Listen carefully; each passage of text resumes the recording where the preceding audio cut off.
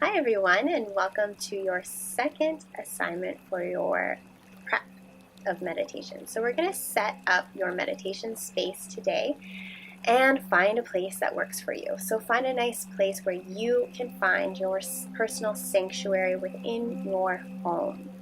And this can just be a corner of your bedroom. You can even set it up on your bed, but make sure that you have a few items that are really going to allow you to sit up straight and allow you to come into your meditation and enjoy the process.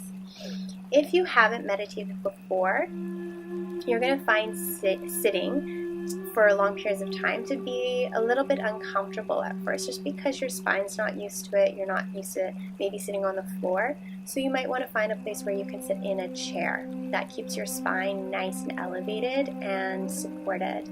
So a nice cushion in behind your spine is nice. I use one just so that I don't really have to think about so much about supporting my spine. I usually recommend, if you don't have a space that you can dedicate just to meditation, a great place is in your bedroom. The bedroom invites a lot of beautiful energies. It's a place where we can let our guard down and truly just feel like it's okay to just be who we are and just be in the moment. So the bedroom is already inviting some beautiful energies into your meditation space.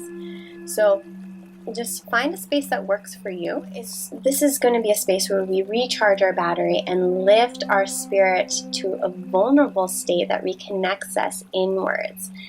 This is why it's so beneficial to cherish this space and turn it into our own little sanctuary, a space that is sacred, that is safe.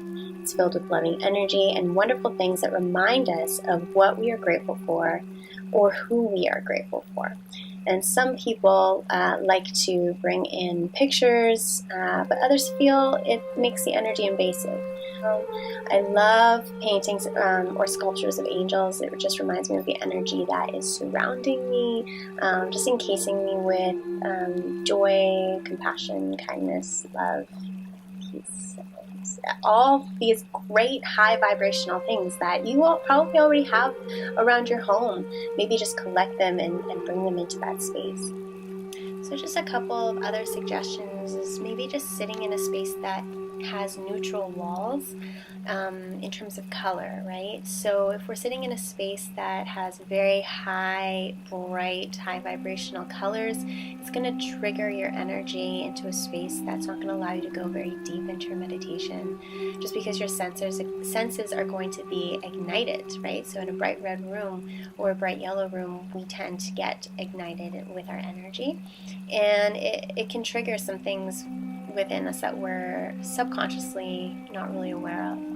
So neutral colors are great, just like a neutral song is great without any words. We don't want to listen to music that has words in it when we're meditating, because it triggers different emotions within our mind, and meditation is all about coming away from those thoughts and away from those triggered moments, right? And finally, just take this opportunity to put some love and compassion and care, some genuine care into this space. This is going to be your sanctuary, your time, your area where you can come and let go of whatever it is that's bothering you, whatever it is that's stressing you out. And also, it's a sacred, safe haven for you to release past trauma. So it's so important to set the stage for this healing process. And the idea that we can actually control the energy that we bring into a space is pretty remarkable. That you can bring things into the space that you are grateful for and ignite that energy in you already. You can just go into that room or that space and know that this is your space and nobody can judge you there. There is only compassion and good energy surrounding you. Burning white sage you can get at your health food store or a local tarot card store. Usually has some sage, so I love sage because it cleanses the energy in the space of any past experiences. And also Himalayan salt lamps are also a really great thing to have in that space as well if you're interested in heightening positive energy. So lots of different options, and take some time to do this. It's a really amazing project. It's creative. It gets your second chakra ignited and allows you to create a safe haven that is sacred for just you.